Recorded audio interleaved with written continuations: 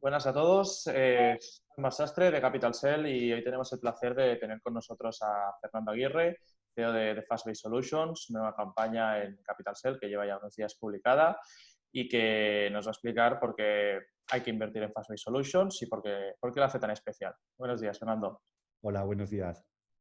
Bueno, pues como hemos comentado, Fastbase lleva unos días ya publicada, pero bueno, siempre viene bien hacer un pequeño recordatorio a nuestros inversores porque hay que invertir en Fastbase.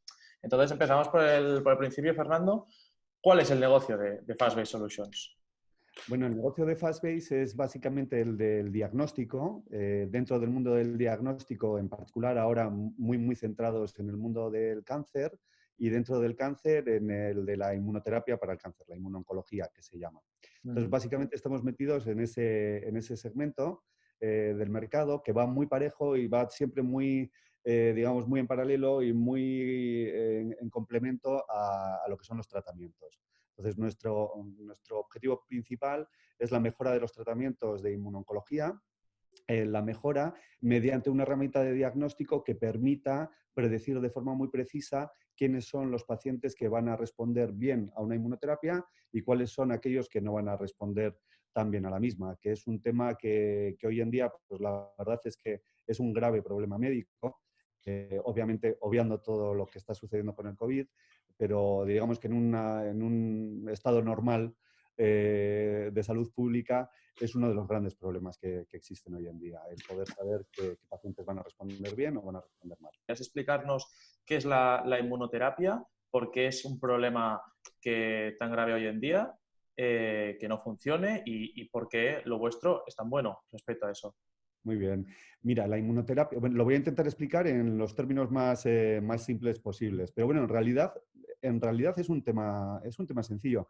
Pues mira, la inmunoterapia básicamente lo que hace es potenciar el sistema inmunitario de la persona de forma que sea el propio sistema inmunitario el que ataque al cáncer y acabe con él.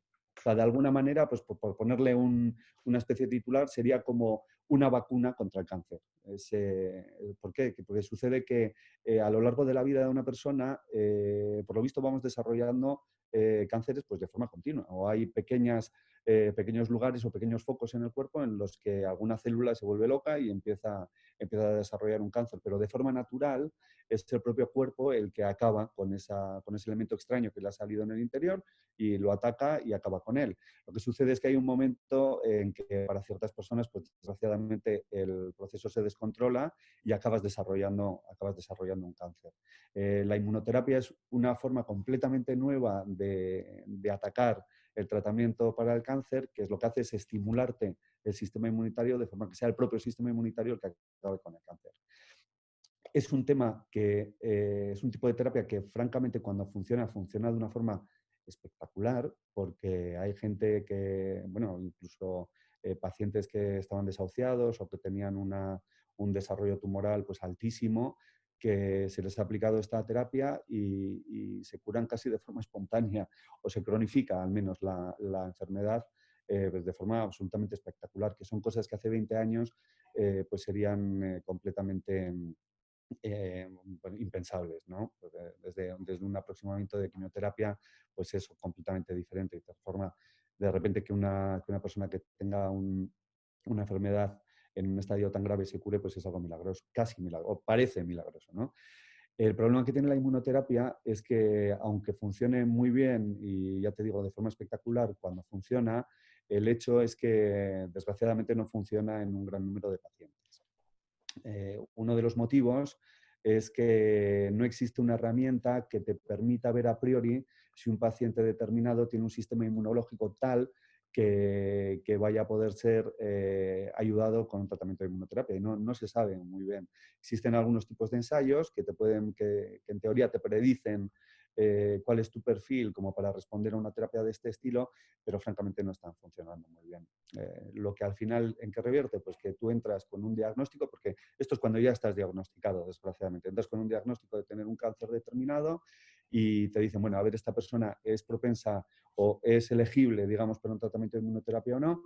Te miran una cosa que se llama el PDL1, que es la cantidad de proteína PDL1 que tú tienes en un tumor, y en función de eso te estratifican, te meten o bien en un tratamiento de inmunoterapia de primera línea o te meten en un tratamiento de quimioterapia en primera línea y normalmente va acompañado de una segunda línea de inmunoterapia también.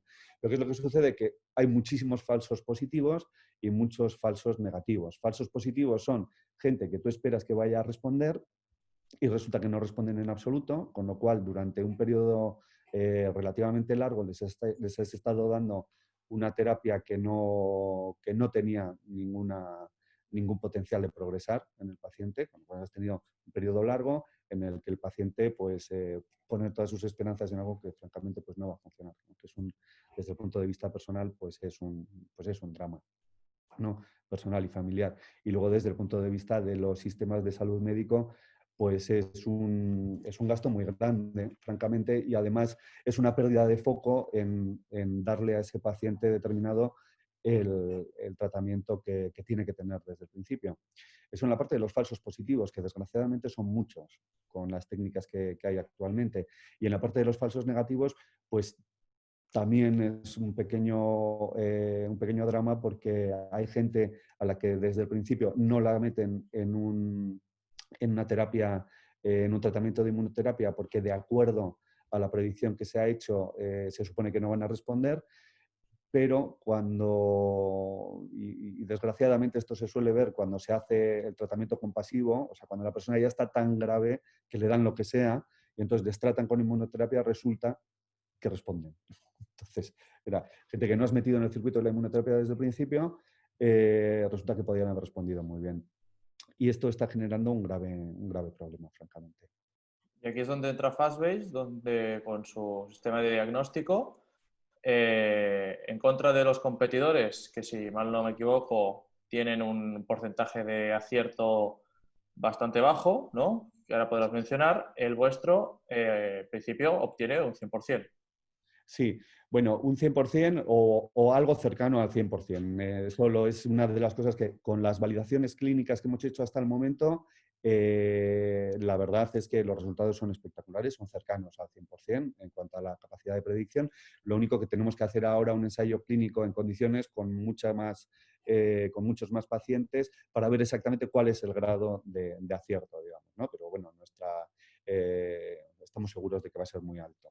Y efectivamente, las técnicas que existen actualmente pues generan lo que te comentaba antes, aproximadamente un 55% de falsos positivos.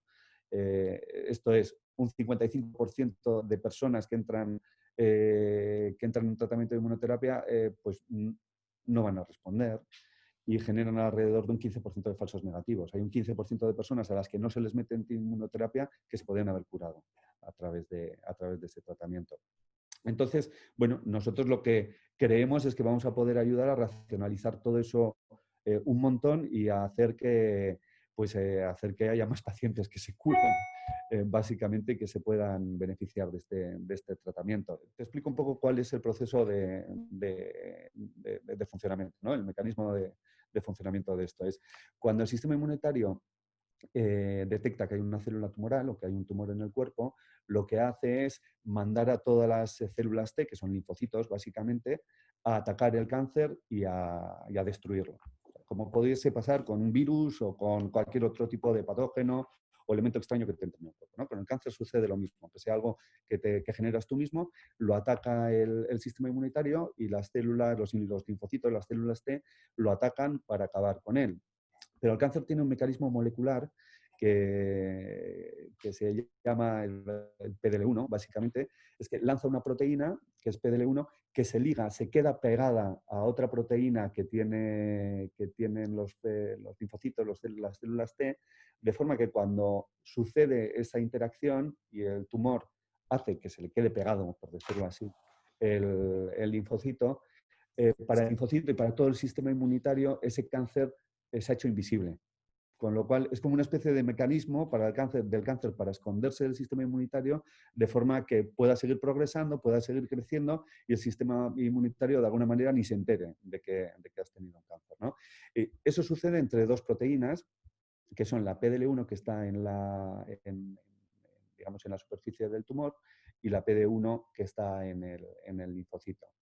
Eh, ¿Qué es lo que hay que hacer? Entonces, ¿cuál es uno de los tratamientos que se hace en la inmunoterapia, que es el tratamiento principal, que son los inhibidores de la unión PD1-PDL1?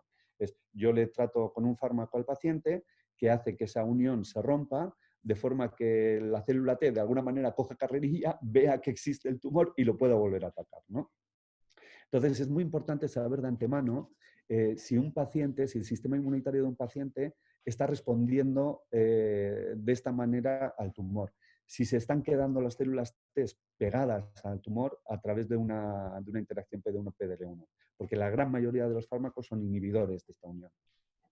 ¿Qué es lo que sucede? Que las técnicas diagnósticas que existen actualmente, cuando te miran el tumor, te miran la cantidad de proteína PDL1 que existe en el tumor. Y de ahí uno piensa, bueno, pues si hay mucha proteína PDL1, es que yo pienso que hay muchas uniones.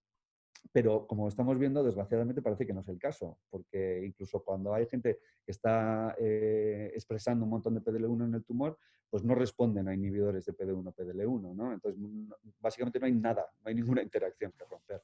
Y a diferencia de este tipo de técnicas, nosotros lo que miramos es directamente si existe esa unión. Podemos verlo de forma mecanicista, lo vemos directamente si existe esa unión, con lo cual sabemos que si un paciente efectivamente tiene un montón de complejos PD1, PDL1 formados en el tumor, ese paciente sí que es susceptible de responder a un inhibidor de PD1, PDL1, que es el tratamiento principal de la inmunoterapia. Y eso es lo que nos diferencia completamente de cualquier otra técnica que hay hoy en día. ¿Por qué lo hacemos? Pues porque tenemos una capacidad de resolución de ver lo que sucede en el microentorno de un tumor, del entorno de los 10 nanómetros, que no existe ninguna otra técnica hoy en día que de forma cuantitativa pueda ver lo que está sucediendo. Y eso es lo que nos permite a nosotros ver si existen o no esos complejos. O sea, tal como comentas, a día de hoy las técnicas que se usan no tienen punto de comparación con lo que podríais con lo que podríais llegar a proponer vosotros, entiendo, ¿no? Eso es, básicamente, sí. Sí, estos competidores son grandísimos competidores, ¿eh? Son grandes farmacéuticas bueno, ahora mismo ya están todos en manos de farmacéuticas. Originalmente eran empresas de diagnóstico como la nuestra, ¿no? Que luego crecieron de una forma grande también. Existen básicamente dos ensayos que lo que miran es, como te decía antes, el nivel de expresión, o sea, la cantidad de proteína PDL1 que existe en el tumor, que unos son de la empresa DACO, que acaba de ser comprada por Agilent, y otro es, bueno, era originalmente de Ventana, que es de Roche Diagnostics, que son gigantes del mundo de la farmacéutica por un lado y por otro lado el diagnóstico y la instrumentación, ¿no? En el caso de Agilent. Entonces, bueno, esos son nuestros competidores, tienen una técnica que es, digamos, no es tan buena, no lo es, y bueno, son competidores, pero obviamente, dado que nuestro modelo de negocio es el de licenciar los ensayos, también son nuestros posibles clientes. Vamos más. ¿Qué personas hay detrás de Fastbase? ¿Qué nos puedes decir sobre el equipo que hay detrás de Fastbase Solutions? Bueno, el equipo es un equipo que, desde el punto de, y no es porque yo sea de Fastbase, pero desde el punto de vista de tanto científico como empresarial, yo creo que es un equipo de primera línea.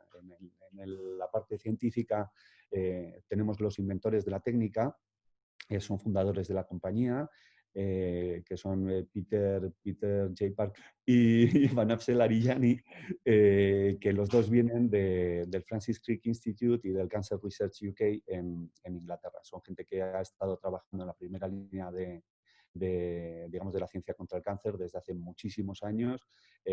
Tanto Peter, sobre todo Peter, pero tanto Peter como Vanapse son científicos muy, muy conocidos en este ámbito. Y además son los inventores de la técnica, con lo cual, digamos que queda todo en casa, ¿no? Es gente con muchísimo prestigio, con digamos, con mucha batalla ya hecha en este campo bueno, y que ahora forman parte son los fundadores de la sociedad. Eso desde el punto de vista científico. Desde el punto de vista empresarial, tenemos también, yo creo que inversores, ya desde el primer día, desde la fundación de la compañía, inversores de una gran talla, digamos, como puede ser Antonio Parente. Antonio es... bueno, yo creo que en Cataluña se le conoce mucho porque, entre otras cosas, ha sido el presidente de Biocat y uno de los promotores principales de Biocat durante muchos años, pero bueno, sobre todo es famoso por su ámbito creador de empresas y entre ellos, pues, por haber fundado el grupo Lipotec que se vendió hace unos años y fue un gran campanazo, ¿no?, dentro del mundo de las transacciones de biotecnología en España. Tenemos a Antonio Parente y tenemos a Antonio Ferrer también, que Antonio Ferrer, aparte de ser un business angel que, bueno, que ha invertido en un montón de empresas, de las cuales, entre otras, creo que estuvo en Lipotec también, que le han ido, digamos que va bastante bien, también es un científico de primer nivel. Es de la Universidad de Elche y es una persona también que es un reputado científico y un reputado empresario en las dos cosas. Y luego tenemos un equipo aquí, pues de primera. Bueno, yo llevo muchísimos años en el mundo de la tecnología y en el mundo de la biotecnología también. La biotecnología un poco menos, llevaré unos 10 años o así. Pero siempre desde un punto de vista de creación de nuevos negocios. Yo soy físico, no soy biólogo, aunque aquí en nuestra técnica la verdad es que la parte física es muy, muy importante también, y es muy importante entenderla. Y soy mayor ya, llevo más de 25 años trabajando en diferentes ámbitos, he trabajado en multinacionales como Hewlett Packard y en Ericsson. En Ericsson, al final de mi época ahí, fui el responsable a nivel mundial de lo que entonces llamábamos Machine to Machine, ahora le llaman IoT, el IoT famoso, y llevaba toda esa línea de negocio. Y luego a partir de ahí pegué un salto al emprendimiento, digamos, hice un éxito bastante majo. La verdad, creamos una compañía para desarrollar aplicaciones y equipamiento para M2M, para IoT, que fue muy bien. Y luego me he ido metiendo en el mundo del emprendimiento y de la promoción de nuevas iniciativas empresariales que tengan un componente científico alto, sobre todo. Ese es el tipo de proyectos en el que me he movido siempre. He creado no sé cuántas empresas, unas cuantas ya, 5 o 6 o algo así. Y bueno, desde hace 10 años básicamente estoy como inversor. Invierto en compañías que tengan un alto componente científico sobre todo y promocionándolas también, o sea, metiéndome para llevarlas y hacer que crezcan y que sean lo más exitosas posibles. Ese es el caso de Fastbase. En Fastbase he hecho ambas cosas. He invertido en ella, por un lado, y por otro lado me he puesto, digamos, a las riendas con la idea de hacerla crecer y de hacer que este producto pues, esté en el mercado lo antes posible. Bueno, tenemos aquí dos cosas. En realidad, por un lado tenemos el mercado de la inmunoterapia, que es la primera aplicación por la que vamos, porque la tecnología, en realidad la tecnología es de una aplicación muy, muy, muy extensa. Porque lo que miramos al final es si nos olvidamos un poco de cuál es la aplicación final, lo que estamos mirando es si existen complejos de proteínas o si una proteína determinada ha sufrido lo que se llama una modificación post-translacional. O sea, si se ha estropeado, por decirlo así. No es necesariamente estropearse, pero no sé en el contexto de lo que estamos hablando de si se ha estropeado. Entonces, el poder ver este tipo de fenómeno en una proteína o en un tejido humano es muy interesante para un montón de patologías. Con lo cual tenemos como dos niveles de mercado, ¿no? Lo que sería el nivel general del que podemos sacar un montón de aplicaciones diferentes y el mercado de la inmunología en particular, que es en el que estamos apostando pues, por la necesidad que tenemos de, como empresa de enfocarnos en algo que tenga además el mayor impacto posible, ¿no? Ese es el motivo por el que vamos a la inmunología. Además es que el impacto de nuestra técnica es como clarísimo, ¿no? en poder resolver este problema que te decía. Bueno, el mercado de ensayos para inmunología, pues hoy en día, de ensayos únicamente, de este tipo de cosas que hablamos, hoy en día vale unos 2.500 millones de euros, un poquito más, a nivel mundial, y se espera que en el entorno, en una ventana de 3 a 4 años, crezca hasta 6.500 millones de euros. Pues es un mercado tremendo. ¿Por qué? Pues porque va anexo al mercado de la inmunología, de los tratamientos de inmunología y de los tratamientos de PD1, de PDL1, que están en el entorno pues, de los 120.000 millones de euros al año. Con lo cual, al ser una tecnología complementaria que ayuda a que este tipo de tratamientos penetren de una forma buena en el mercado, pues crece en la misma medida en la que crece el mundo del tratamiento farmacéutico en ese ámbito. Entonces, es un mercado enorme, únicamente el de inmunología. Lo que te decía, este es el mercado al que vamos al principio, pero bueno, el mercado más amplio desde para Fastbase es el de aquel lugar en el que una técnica que pueda haber una interacción proteína-proteína o una modificación post-translacional en una proteína tenga sentido. Y ahí nos extendemos a otro montón de posibles aplicaciones en oncología, a un montón de aplicaciones en enfermedad infecciosa, por ejemplo, pero claramente un virus cuando ataca una célula huésped entra a través de una interacción proteica también. La famosa célula proteína S del coronavirus cuando toca la célula huésped que penetra a través de ella y le inyecta, por decirlo así, su carga genética, o inflamación, enfermedades raras, enfermedades autoinmunes. Bueno, hay una gran variedad de mercado posible que es de una enormidad tal que es que casi resultaría como un poco alocado hasta decirlo, ¿no? Hoy en día estamos en inmunoncología. Inmunoncología es un mercado enorme. Damos una gran ventaja tanto a los pacientes como a las farmacéuticas que quieran utilizar una técnica como la nuestra, y hablamos de un mercado de 6.500 millones. Bueno, el ensayo nosotros obviamente estamos hablando con un montón de farmacéuticas ya sobre él. Es una cosa que no podemos, hay acuerdos de confidencialidad que obviamente no nos permite hablar de los nombres de las farmacéuticas, y bueno, estamos hablando con varias de ellas. Entonces, la idea, justamente, y este es el motivo por el que estamos haciendo ahora esta ronda de inversión, es que necesitamos hacer la validación clínica en un número amplio de pacientes, tanto en retrospectivo, que sería ver pacientes, lo que ha sucedido con pacientes cuyas muestras ya están en un biobanco, y entonces comparamos el historial con nuestra hipótesis en un número amplio, y luego en prospectiva, es pacientes que ahora mismo ya están a punto de ser tratados, y entonces ver cómo nuestra técnica puede ayudar a mejorar sus tratamientos, ¿no? Lo que esperamos es que esperamos empezar ya, porque tenemos todos los acuerdos con los comités de ética cerrados, con varios hospitales de aquí de la zona, de forma que lo podamos empezar ya de forma inmediata.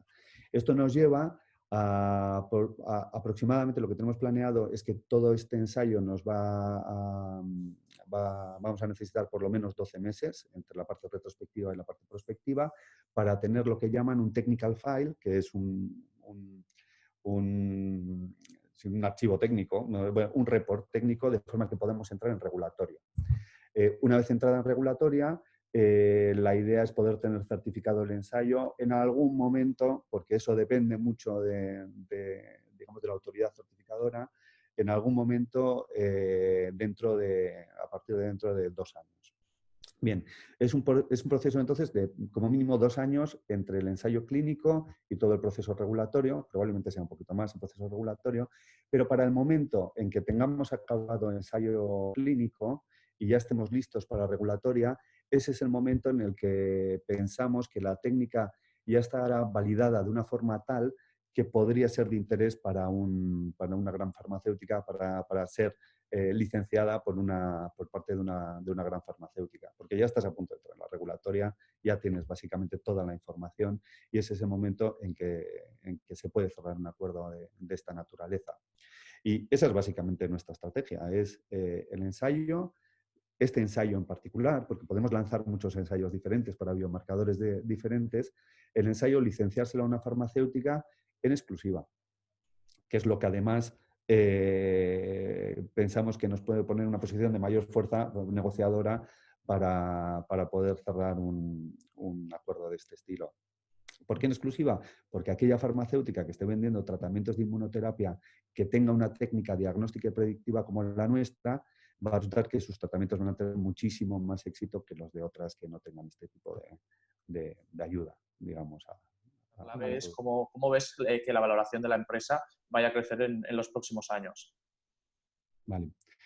Pues mira, la valoración va a crecer, yo creo que por dos vías, básicamente. Una es la vía de este ensayo en particular, del que estamos hablando, para el tema de inmunoncología, que como va pegado, digamos, a un mercado de tal amplitud como es este, y con tanto crecimiento como se espera, como va pegado a un tratamiento, pues en la medida en la que el tratamiento va creciendo, nosotros vamos teniendo mayor penetración dentro de los hospitales con nuestra tecnología para que se pueda utilizar como una técnica predictiva. Entonces ahí hay un crecimiento claro tanto de la parte del revenue, de los ingresos de la compañía, como en la parte de penetración en hospitales, lo cual es muy importante porque es digamos, es lo que nos hace, lo que nos permite multiplicar el número de test que vamos haciendo. Pero sobre esta curva, lo que vamos montando es otras líneas para nuevos biomarcadores, para otro tipo de indicaciones. No necesariamente de inmunoncología, pueden ser de oncología normal, digamos, o como te comentaba antes, de enfermedades infecciosas, enfermedades raras, ese tipo de patologías. Con lo cual, ¿qué es lo que sucede? Por un lado, es conseguir penetración en hospitales a través de inmunoncología y luego, una vez conseguida o en la medida en la que vayamos consiguiendo mayor penetración en hospitales, ir poniendo biomarcadores adicionales que permitan que la curva de crecimiento sea muy, muy alta. Dentro de estos biomarcadores, la estrategia es exactamente la misma. Es sacar, por ejemplo, un biomarcador, que ya estamos trabajando en uno, lo que es que digamos más en el background y no con un foco comercial tan importante como en el tema de la inmunoncología. Esto es un tratamiento para cáncer de mama, por ejemplo, un diagnóstico, perdón, para predicción de tratamientos de cáncer de mama. Estamos trabajando para temas de trasplantes de órganos también, y ver la respuesta autoinmune del trasplantado, bueno, para una serie de biomarcadores diferentes que son los que van a ir montando, de forma que el crecimiento es muy alto en ingreso, el crecimiento es muy alto en EBITDA por el tipo de modelo de negocio que tenemos, el modelo de negocio es sublicenciar, con lo cual lo que queremos mantener en Fastbase sobre todo es un equipo científico muy potente, muy fuerte, generación de IP muy potente también, pero sin meternos nosotros en hacer el desarrollo de los kits diagnósticos y meternos en este tipo de jaleos en los que no somos especialistas. Por eso hacemos lo de sublicenciar. Con lo cual, el modelo de negocio final es de alto crecimiento, alto crecimiento en ventas y con un OPEX relativamente estable. Obviamente tiene que crecer, por lo que te comentaba de tener un equipo científico fuerte, y unos EBITDAs muy altos. Bueno, Fernando, has hablado de cómo va a crecer la valoración de Fastbase en los próximos años con un modelo de negocio muy prometedor. Pero bueno, al inversor lo que le interesa es el dinero que va a poner él en esta ronda, que está ahora publicada en Capital Cell, cómo va a recuperar esa inversión. Claro, lógicamente. Bueno, nosotros básicamente lo que estamos es planteándonos un exit. La idea sería hacer un exit a través de la venta completa de la compañía, cuando la compañía esté fuerte, en el sentido de que tenga tanto penetración en el mercado dentro del mundo de la inmunoncología, como lo que te comentaba antes, ¿no? Como un portfolio de biomarcadores lo suficientemente ancho como para que tengamos ya unos acuerdos de licencias determinados con un número grande de farmacéuticas. Entonces pensamos que ese es el momento ideal, que sería en el entorno, de acuerdo al business plan que tenemos planteado, sería hablamos de la ventana 2027-2029, o sea, en el entorno de 7 a 8 años desde hoy en día, y que la empresa sea adquirida por una empresa grande de diagnóstico barra farma, porque hay farmacéuticas como Roche Diagnostics, por ejemplo, que se dedican a las dos cosas, o hay empresas puramente de diagnóstico, como pudiera ser un Thermo Fisher o un Illumina, que podrían estar interesadas en adquirir una tecnología que tiene ya esta penetración que nosotros esperamos tener en este periodo de tiempo. Entonces, bueno, ahí la propuesta al inversor es hacer un acompañamiento que no es a corto plazo, por lo que te comentaba, un acompañamiento de 7 o 8 años a la empresa con la idea de venderla luego completamente a una compañía de estas características, ¿no? Es un poco la hoja de ruta que vemos que han seguido otras empresas que, entre otras, algunas competidoras de las que hablábamos antes, ¿no? Como pueda ser, yo creo que hay la paradigmática, la que para nosotros es el ejemplo a seguir, aunque tengan una tecnología que es, francamente, es peor que la nuestra, ciertamente, pero bueno, pero es una empresa que puede ser un buen ejemplo, es Olink Proteomics, que es una spin-off en realidad de la Universidad de Uppsala, en Suecia, que empezaron a trabajar en el mundo también de la funcionalidad de las proteínas, de la funcionalidad de proteínas, y que consiguieron un crecimiento de las ventas bueno para diferentes indicaciones también, hasta que fueron 100 personas aproximadamente en el 2019, y las compró un fondo de capital riesgo nórdico que se llama Summa por 150 millones de euros.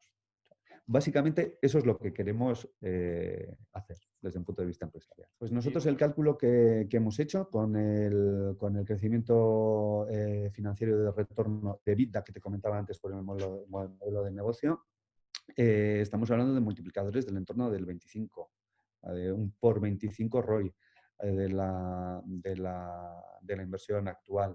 El motivo es ese, es que en el momento en que lleguemos al siguiente granito de la empresa, que sería conseguir la primera licencia, a partir de ahí es ir montando diferentes biomarcadores y es un crecimiento de las ventas importante. ¿En qué está basado este por 25? Pues en aproximadamente en unos ingresos del entorno de los 12 millones de euros en crecimiento también y un EBITDA alto de aproximadamente de 8 millones de euros, bastante EBITDA, francamente, y considerando multiplicadores de EBITDA para la valoración del entorno de por 12 EBITDA. Yo creo que es bastante razonable porque si miras las operaciones de adquisiciones que se están haciendo últimamente, al menos al 2019, este año 2020 es francamente raro en todos los sentidos, ¿no? Pero sí, pero los multiplicadores de EBITDA que se están aplicando son del entorno de por 18 por 22. Digamos que es en ese rango. Nosotros estamos hablando de por 12. La última pregunta es, ¿por qué desde Fastbase habéis optado por realizar una ronda en Capital Cell en vez de optar por otras plataformas o por otros métodos de financiación? Muy bien, pues mira, el primero te contesto lo primero a lo segundo, si te parece, a los métodos de financiación. Pues por una cosa que yo creo que es bastante clara al menos para nosotros, ¿no? Que el ir a una plataforma de crowdfunding ahora, una plataforma o de inversores o de microinversión, en nuestro estadio de empresa nos parece interesante por dos temas. Un lado es por dejar que entre un número grande de posibles inversores que puedan estar alineados con nuestra idea con nuestra misión, digamos, nuestra visión de lo que queremos hacer y que tengan algo más allá que una que un mero interés económico, que obviamente tiene que existir y que existe, pero que tengan un ideal, un pequeño ideal, ¿no? Un cierto ideal alrededor de lo que hacemos, que es un tema importante. Y otro tema importante también relacionado con el método de inversión es que eh, ahora mismo pensamos que todavía somos jóvenes. No sé cómo decirlo, ¿no? No es que yo sea muy joven en particular, pero como empresa, que somos jóvenes como para ligarnos de una forma muy ligada, por decirlo, a un tercero. Bien sea un tercero con un interés puramente financiero o un tercero con un interés, digamos, más industrial. No creemos que es el momento para la empresa eso. Preferimos hacer un salto de valor de forma que estemos más fuertes y estemos más guapos para poder entrar en una estrategia de ese estilo. Eso por un lado, en lo que es el método de pago. En cuanto a Capital Cell, pues obviamente porque sois los mejores. Es para hacer una operación de este tipo en España sin ningún tipo de duda. Yo creo que tenéis un track record demostrado bueno, que yo creo que por nuestro lado, desde luego, no ha existido en ningún momento ninguna duda de que lo teníamos que hacer con vosotros.